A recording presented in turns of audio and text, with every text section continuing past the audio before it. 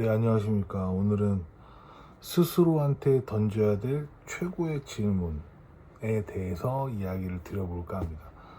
살면서 우리는 자기 스스로한테 해야 되는 질문들이 굉장히 많이 있죠. 그런데 그 질문이 내 스스로의 메타인지를 되게 강력하게 만들어주는 근간이 되기도 하죠. 제가 살면서 제 스스로한테 했던 질문 중에서 가장 인상 깊었었던, 그리고 저한테 가장 효과적이었던 질문이 있는데요.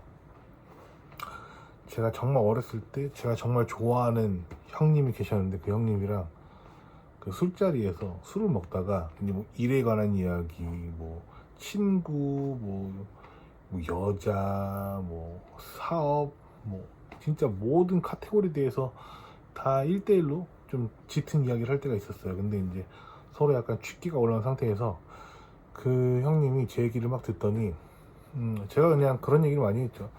제가 뭐 이런 얘기를 하면서 이런 사람들이 나를 좋아하고, 뭐 이런 사람들이 나한테 신뢰를 주고, 뭐 어쩌고 이런 식으로 막 이야기를 했었던 것 같아요. 뭐 약간 자기 자랑으로 비춰질 수도 있겠고, 그 형님 입장에서는. 물론 그 형님이 훨씬 더 훌륭한 사람이었어요. 근데 그 형님이 그 얘기를 쭉 듣더니만 그렇게 얘기했어요.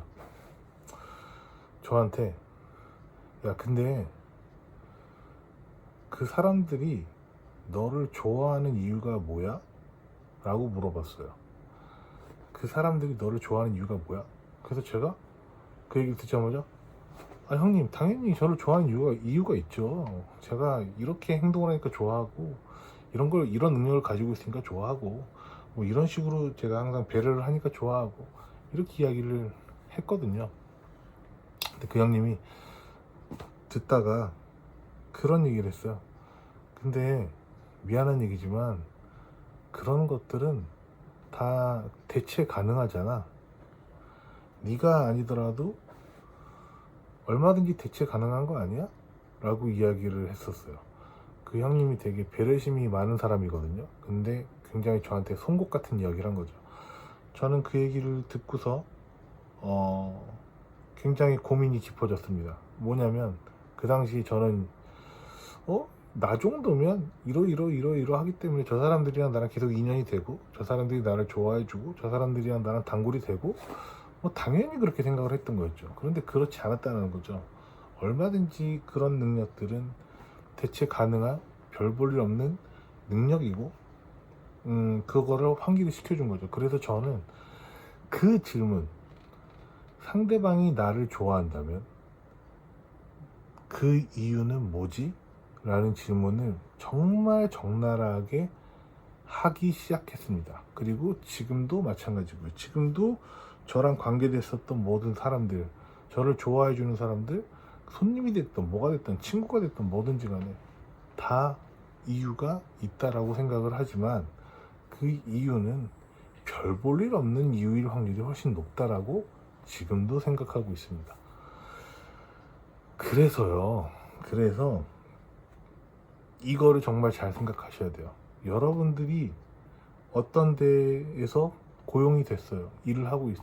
괜찮은 월급을 받아. 그러면 그 월급을 받는 게 대부분은, 나 이 정도 열심히 일을 하니까 월급을 받는 거 당연하지, 이 정도 월급을, 라고 생각하겠지만 사실 그렇지 않습니다. 대부분은요, 여러분들이 받는 임금보다 더 낮은 임금으로 더 좋은 생산성을 회사에서 창출할 수가 있어요. 근데 그 회사가 그걸 할 수 있는 능력이 아직 안 돼서 그런 겁니다. 더 싼 인건비를 찾을 수 있고요. 더 저임금으로 더 효율성이 있는, 더 생산성이 있는 대체제인 인물이나 인공지능으로 해결할 수 있는 확률이 분명히 있다라는 겁니다. 근데 그 회사가 여러 가지 이유들 때문에 그걸 안 하고 있는 것 뿐이에요. 그럴 확률이 높다라는 겁니다. 모두가 다 그렇다는 게 아니라, 뭐 A인을 얘기를 들어볼까요? 누군가가 누군가랑 사귀어요. 근데 A가 B랑 사귀는데 A는 나는 이 정도의 가치가 있으니까 얘가 나랑 사귀는 게 당연해 라고 생각하겠지만, 그렇지 않다라는 거죠. 그 정도의 매력은 얼마든지 대체 가능할 수 있다는 겁니다. 그거 착각하면 안 된다는 거죠. 그리고 세상의 대부분의 것들은 거의 그렇습니다. 다 대체 가능하다는 거예요. 그래서 정말 질문을 스스로 해야 돼요. 누군가가 나를 좋아해 준다. 누군가가 나의 충성 고객이다. 누군가가 나한테 엄청나게 짙은 우정을 느낀다. 이거 다 너무 좋은 거고 고마운 거고 하지만 사실은 그 이유가 엄청 깊지 않을 확률도 있고 깊다 하더라도 금방 소멸될 확률도 있고요. 허들이 굉장히 낮은 정도의 이유가 될 수도 있다는 겁니다. 그러면 우리는 더 스스로를 개발을 해야 되겠죠.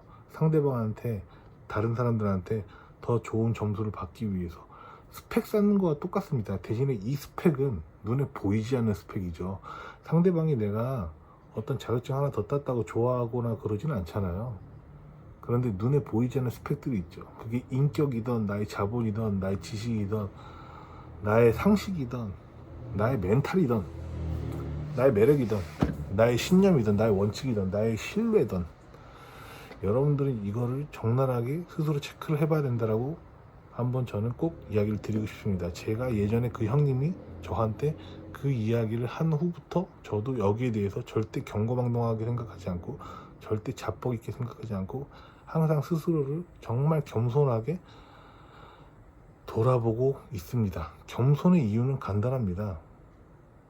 나는 대체 가능하거든요. 저는 얼마든지 대체 가능하다는 걸 알고요.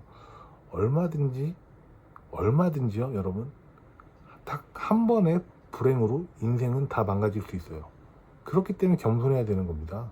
딱 한 번의 불행으로요. 언젠가 딱 한 번의 교통사고로 바로 죽을 수 있거든요. 불행은요, 딱 한 번이면 됩니다. 모든 걸 다 파괴할 수 있어요.